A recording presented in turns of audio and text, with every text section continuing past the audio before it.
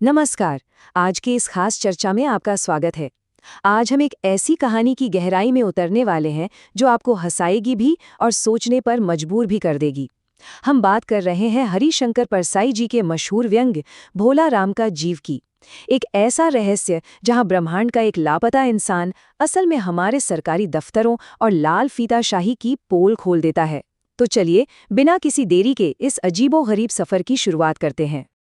अब जरा इस अजीबोगरीब स्थिति की कल्पना कीजिए। धर्मराज यानी मृत्यु के देवता और उनके रिकॉर्ड कीपर चित्रगुप्त, ये दोनों लाखों सालों से बिना किसी गलती के अपना काम बिल्कुल परफेक्ट तरीके से कर रहे हैं। अलॉटमेंट चाहे स्वर्ग का हो या नर्क का, कभी कोई दिक्कत नहीं आई। लेकिन आज इस फूल प्रूफ सिस्टम में एक बहुत बड़ा ग्लिच आ गया है। दोनों एकदम सिर पकड़े बैठे हैं। आखिर ऐसा क्या हो गया जिसने पूरे यमलोक के सिस्टम को ही हिलाकर रख दिया है? होता कुछ यूं है कि मौत का दूत यानी यमदूत वहां बिल्कुल बदहवास हालत में पहुंचता है। वो बुरी तरह घबराया हुआ है और आकर जो बताता है वो सच में हैरान करने वाला है। वो कहता है कि पिछले पूरे 5 दिनों से, जी हां, पूरे 5 दिनों से एक आत्मा लापता है। दूत बताता है कि जब वो उस आत्मा को लेकर यमलोक आ रहा था, तभी एक बहुत तेज हवा का झोंका आया और वो आत्मा उसे चकमा देकर कहीं गायब हो गई। यमलोक के इतने बड़े इतिहास में ऐसा पहले कभी नहीं हुआ। अब यहाँ चित्रगुप्त की दलील पर गौर करने वाली बात है। धर्मराज गुस्से में है, लेकिन चित्रगुप्त बड़े ही शांति से धरती के नए ट्रेंड्स का उदाहरण देते हैं। वो कहते हैं कि देखिए, आजकल धरती पर पूरी की पूरी मालगाड़ी के डब्बे गायब हो जाते हैं, रेलवे के अफसर होजरी के मोजे चुरा लेते हैं, और तो और राजनीतिक दल अपने विरोधियों को ही किडनैप कर लेते हैं। तो क्या ये मुमकिन नहीं कि इस मामूली सी आत्मा को भी धरती पर किसी ने गायब कर दिया हो? व्यंग का लेवल देखिए। एक लापता आत्मा की तुलना सीधे सीधे धरती के रोजमर्रा के करप्शन से की जा रही है। और बस ठीक इसी दिलचस्प मोड़ पर एंट्री होती है हमारे कॉस्मिक डिटेक्टिव यानी ब्रह्मांडीय जासूस की। मेरा मतलब है नारद मुनि की। अपनी वीणा बजाते हुए आराम से घूमते घूमते नारद जी स्वर्ग पहुंच जाते हैं। वहां धर्मराज को इतना परेशान देखकर वो अनजाने में ही इस गुमशुदा आत्मा का केस अपने हाथ में ले लेते हैं। ये सेटअप अपने आप में शानदार है, क्योंकि अब एक दिव्य हस्ती धरती के सबसे उलझे हुए जाल को सुलझाने वाली है। अब नरक के नए कैदियों और उनके कारनामों को देखिए। नारद मुनि धर्मराज से पूछते हैं कि कहीं नरक में घर बनाने की समस्या तो नहीं चल रही। तो धर्मराज का जवाब सुनिए। वो कहते हैं कि नहीं, वो समस्या तो अब पूरी तरह सुलझ गई है। कैसे?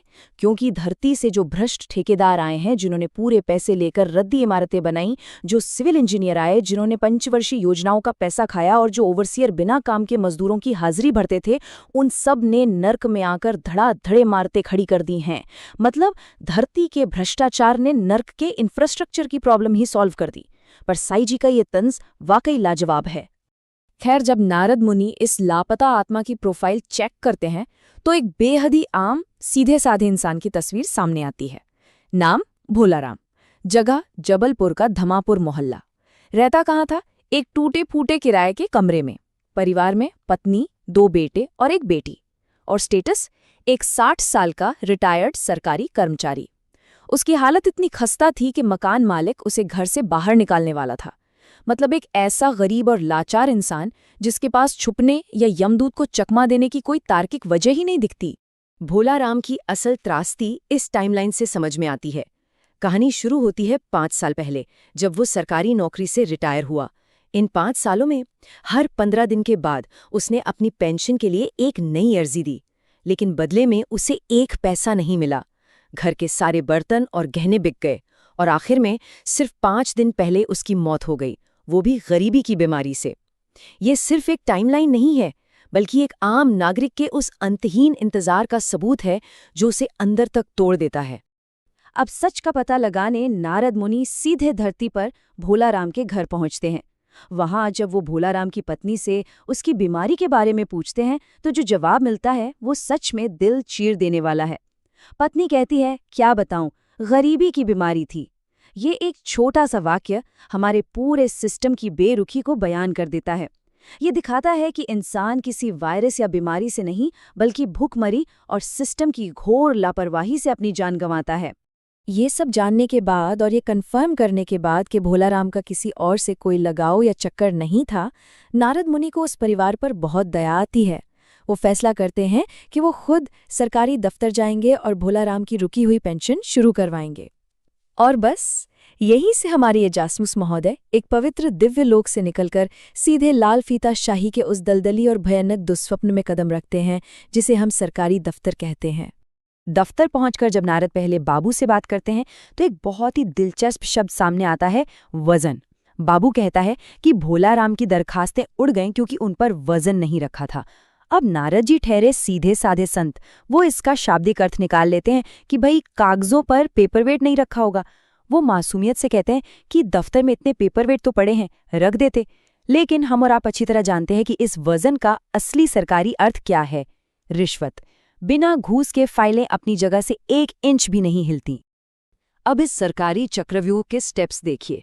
पहला, बाबू नारद को दूसरे के पास भेजता है, दूसरा तीसरे के पास, तीसरा चौथे के, और ऐसा करते करते नारद जी 25 से 30 अलग अलग क्लर्कों और अफसरों के चक्कर लगा डालते हैं। ये एक ऐसा लूप है जिसका कहीं कोई अंत ही नहीं है। हार मानकर आखिर में एक चपरासी उन्हें एक बड़ी काम की सलाह देता है। वो कहता है कि महाराज, इस गोल गोल चक्कर को छोड़िए और सीधे बड़े साहब को खुश कीजिए। अगर बॉस मान गया तो सारा काम चुटकियों में हो जाएगा।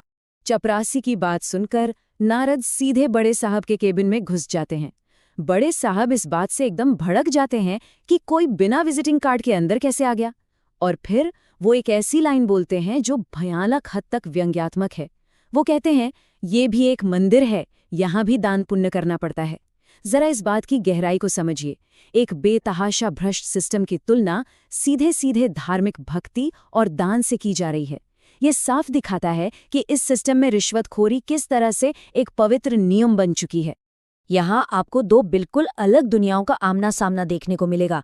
बड़े साहब को फाइल पर वजन चाहिए, लेकिन नारद जी के पास पैसे तो है नहीं। तभी साहब की नज़र नारद मुनि की पवित्र वीणा पर पड़ती है। वो बड़े ही बेशर्मी से कहते हैं कि उनकी बेटी संगीत सीख रही है तो ये वीणा ही वजन का काम कर देगी। सोचिए, पूजा के एक पवित्र और दिव्य वाद्य यंत्र को पलक झपकते ही एक भ्रष्ट दफ्तर की रिश्वत में बदल दिया गया। और जैसे ही नारद मुनि अपनी वीणा उनके हवाले करते हैं, दफ्तर का असली जादू शुरू होता है। जो फाइलें महीनों और सालों से कहीं मिल नहीं रही थीं, वो पल भर में प्रकट हो जाती हैं। एक भारी भरकम फाइल टेबल पर लाई जाती है जिसमें भोलाराम की भेजी गई करीब 150, जी हाँ 150 दरखास्तें थीं। इन सबको आज तक पूरी तरह इग्नोर किया गया था, लेकिन वजन मिलते ही सिस्टम की जो रफ्तार बढ़ी वो वाकई देखने लायक थी। अब आता है कहानी का सबसे रोंगटे खड़े कर देने वाला क्लाइमैक्स। बड़े साहब फाइल पर नाम कंफर्म करने के लिए जोर से पुकारते हैं, भोलाराम, क्योंकि नारद जी को लगता है कि साहब थोड़ा ऊंचा सुनते हैं। और तभी उस बेजान निर्जीव फाइल के अंदर से अचानक एक आवाज आती है। आवाज पूछती है, मुझे कौन पुकार रहा है? क्या पोस्टमैन है? क्या मेरी पेंशन का ऑर्डर आ गया? नारद जी हैरान होकर कहते हैं कि वो उसे स्वर्ग ले जाने आए हैं। इस पर भोलाराम के जीव का जो जवाब आता है वो इस पूरी कहानी का सार है। वो कहता है, मुझे नहीं जाना, मैं तो पेंशन की दरखास्तों पर अटका हूं, यहीं मेरा मन लगा है, मैं नहीं जा सकता। भोलाराम की आत्मा को किसी गुंडे ने नहीं अगवा किया था, ना ही वो अंतरिक्ष में कहीं खोई थी। वो आत्मा तो उन अनसुलझी पेंशन फाइलों में ही कैद होकर रह गई थी। लाल फीताशाही के उस भारी गुरुत्वाकर्षण ने एक आत्मा को स्वर्ग जाने से रोक रखा था। ये पूरी चर्चा हमें अंत में एक बहुत ही झकझोर देने वाले सवाल के साथ छोड़ जाती है। परसाई जी ने अपनी कॉमेडी और व्यंग्य के जरिए जिस सच्चाई को उकेरा है वो आज भी उतनी ही चुभती है।